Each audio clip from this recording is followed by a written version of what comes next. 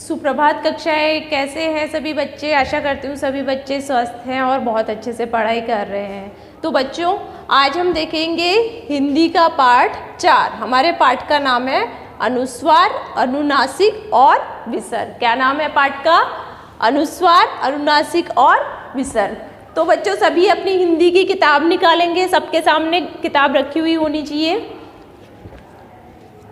Page number 43 निकालेंगे। सभी बच्चे पेज नंबर 43 निकालेंगे। तो आज के इस पाठ में हम क्या देखेंगे बच्चों? अनुस्वार किसे कहते हैं, अनुस्वार कैसे लगाते हैं या लिखते हैं, अनुनासिक कैसे लिखते हैं और विसर्ग कैसे लिखते हैं और उसका प्रयोग कैसे किया जाता है। तो सबसे पहले है अनुस्वार। तो प्यारे बच्चों, सभी बच्चे यहाँ पे ध्यान देंगे।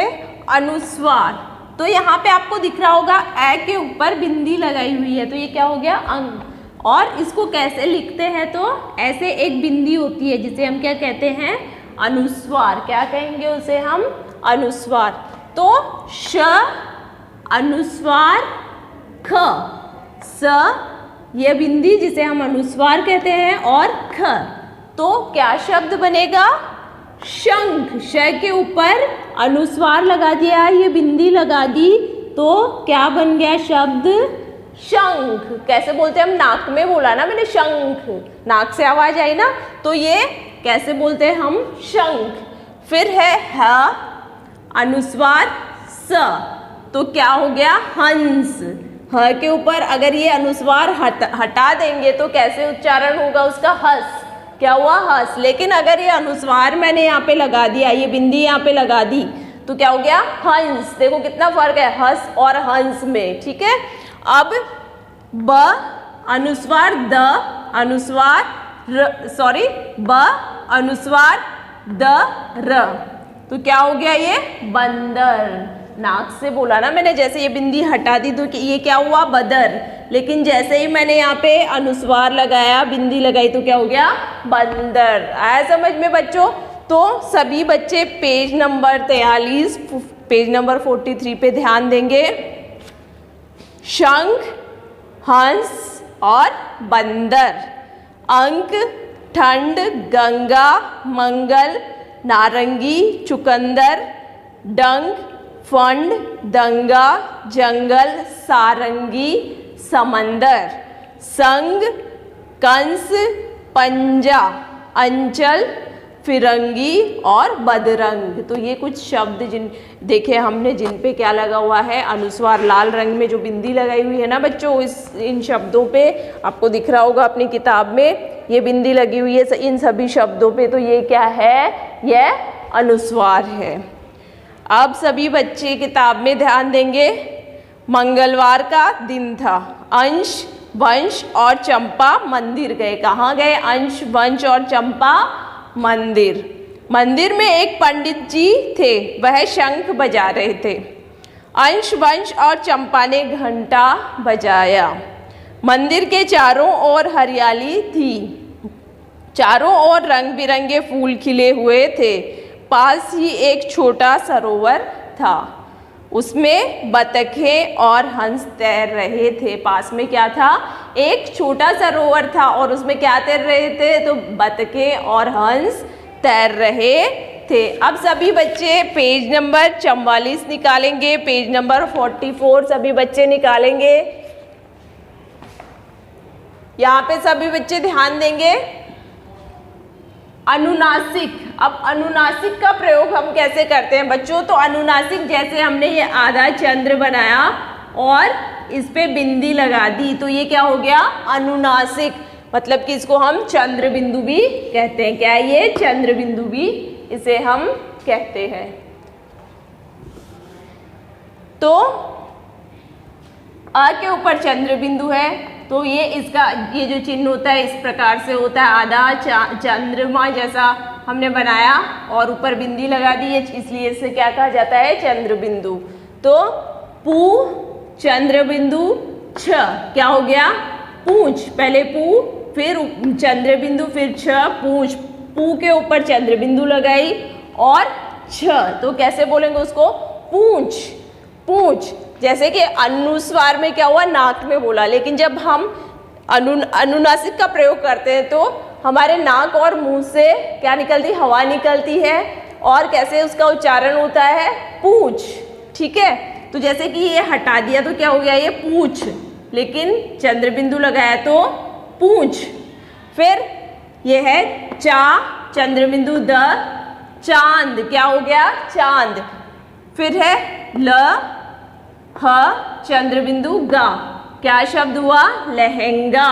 अगर अब यहाँ से मैंने चंद्र बिंदु हटा दिया तो क्या हो गया, लहंगा, लेकिन है के ऊपर चंद्र बिंदु लगाया तो इसका उच्चारण कैसे होगा, लहंगा। क्या उच्चारण हुआ, लहंगा।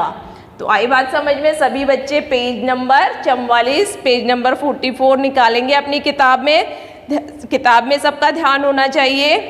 पूंछ, चांद, लहंगा। मूछ, आँच, गाँव, बाया, यहाँ, महंगा। पूंछ, जांच, छाँव, दाया, वहाँ, बहंगा। सूंड, कांच, कांटा, तांगा, जहाँ, लताएं। तो प्यारे बच्चों, यहाँ पे आप देखेंगे अपनी किताब में ये जो शब्द दिए हुए हैं इन पे सब पे चंद्र बिंदु लगी हुई है ना, लाल रंग में आपको दिखाई दे रहा होगा, सभी शब्दों के ऊपर चंद्र बिंदु लगी हुई है। तो ये शब्द कुछ हो गए कि चंद्र बिंदु का प्रयोग, अनुनासिक का प्रयोग कैसे करते हैं। अब सभी बच्चे पेज नंबर 44 पे ध्यान देंगे।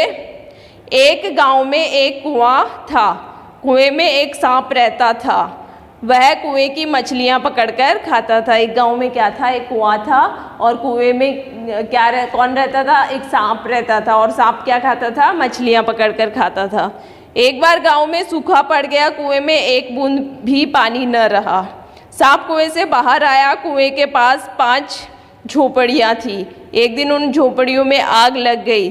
सांप जान बचाकर जंगल में चला गया। तो एक बार क्या हुआ, गांव में क्या पड़ा, सूखा पड़ा, मतलब बारिश जब नहीं होती है तो उसे क्या बोलते हैं हम, सूखा पड़ना बोलते हैं। उस समय बारिश नहीं हुई, मतलब कि गांव में सूखा पड़ा, एक बूंद भी पानी न रहा, मतलब कि कुएं में भी पानी सूख गया था और एक बूंद भी पानी नहीं था।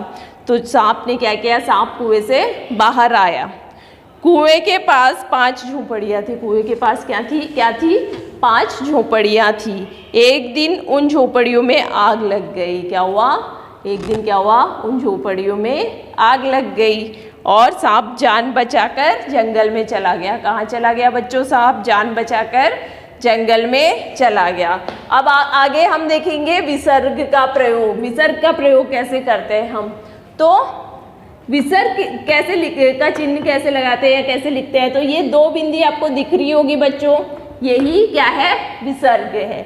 ये 2 बिंदी जो है इसे हम क्या कहेंगे, विसर्ग। तो यहाँ पे छ विसर्ग, ये 2 बिंदी लगाई मैंने तो क्या हो गया, छ। फिर प्रा त विसर्ग, तो क्या हो गया, प्रातः। क्या हुआ, प्रातः। ये विसर्ग अगर मैंने यहाँ से हटा दिया तो क्या हुआ, प्रातः।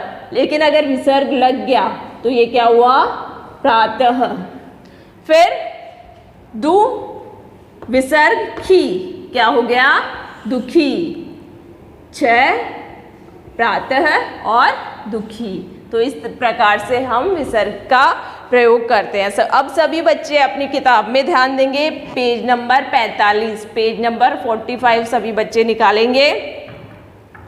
छ प्रातः दुखी, अतः अंततः प्रायः निस्सहाय संभवतः, अंतः मूलतः प्रातः दुस्सहाय, अंतःकरण पुनः फलतः तपः निःसंकोच कोटिशः।